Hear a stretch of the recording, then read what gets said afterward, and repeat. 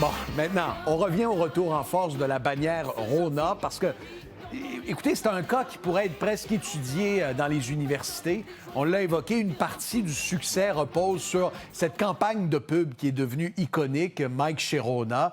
Et dans le cadre de la série Le Québec en cadeau, saviez-vous qu'on peut désormais mettre la main sur ce super-héros de la réno? J'en ai discuté avec lui.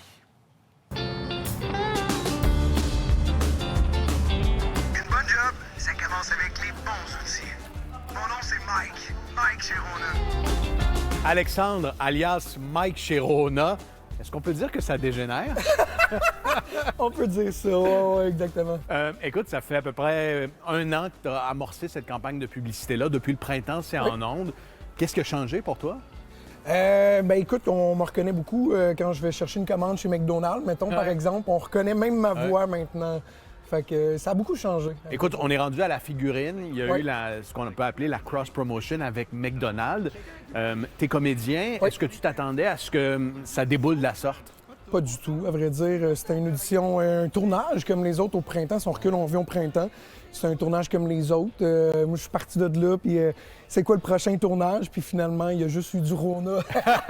de ton point de vue, qu'est-ce qui accroche avec le public? Parce que tu es en contact avec le public. Je crois que c'est justement le fait, quand on m'a mis en contact avec le public, c'est là que tout a commencé. Quand j'ai fait ma première apparition au Centre Bell, en Mike chez Rona, je crois que c'est là que tout a dégénéré, a continué de dégénérer. Il y a des campagnes publicitaires qui marquent l'esprit, qui marquent l'histoire. On a vu celle de Bell par le passé avec M. B.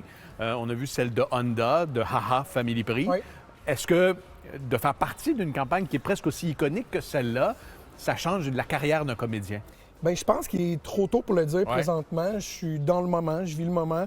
Ça me surprendrait beaucoup qu'on m'appelle pour faire un rôle dans Stat prochainement. Ceci étant dit, je plonge à 100%, comme dans chacun de mes projets dans lesquels je me mets.